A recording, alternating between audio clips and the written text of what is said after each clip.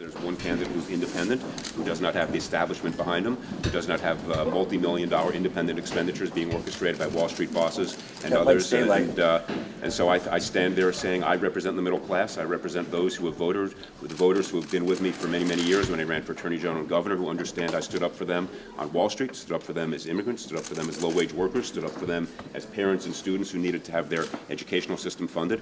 That is who I am, and my opponent has been in government for 20 years and is embraced by the establishment. Could not be a starker choice. You said your opponent cleared the field by making backroom deals. What do you mean specifically? There were two opponents who were going to run for, two individuals who were going to run for city controller when he decided that his mayoral race was a failure and he wasn't registering in the polls. So then he dropped down to controller, and mysteriously those candidates backed out. That's the sort of backroom politics New York City does not need. That's the sort of politics that comes out of the city council that is not what the public wants. Competition works. I've always said that. There are multiple TV channels, there are multiple newspapers, multiple products in the field when you want to buy anything. That is what the public deserves. That is what I believe in. And so somehow when the establishment said, oh my goodness, a new candidate is getting in, this is bad for our machinations, the chess game they had played, it's good for voters, it's good for the public. That's what democracy is all about.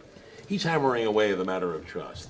And considering what you've been through, he said voters should not trust you. How do you counter that? The voters will make that decision. And everything we've seen in every poll, time and time again, from ministers to citizens on the street, to those who have thought deeply about this, is they've asked me to come back. They've said, yes, we will support you. We will vote for you. We understand sin. We understand forgiveness. We understand somebody who knows how to fight, somebody who has learned over the years to stand up and be our voice.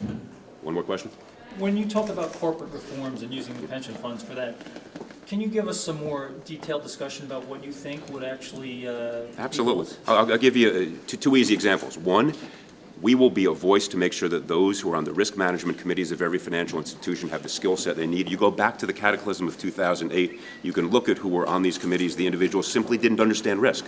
And we had been the shareholders of those companies for years and done nothing about it. We own them, they don't own us. That is something we need to articulate and be forceful on. Second, separation of the role of a chair and CEO. This is something that shouldn't even be a discussion point. As I pointed out, when we wrote the Constitution, knew that President Washington would be the first president. He's brilliant. He's the most remarkable individual we've had. We still put in a system of checks and balances. You need checks and balances in corporate governance, even if you have a superb CEO, and perhaps even more so. Those are the sorts of things we will do. You need somebody who understands capital markets, somebody who understands how to use shareholder power, somebody who built the coalitions, as I did when I was Attorney General, getting all 50 states to work on these issues together. That is what we will do. All right, guys. Thank you very much. Everybody.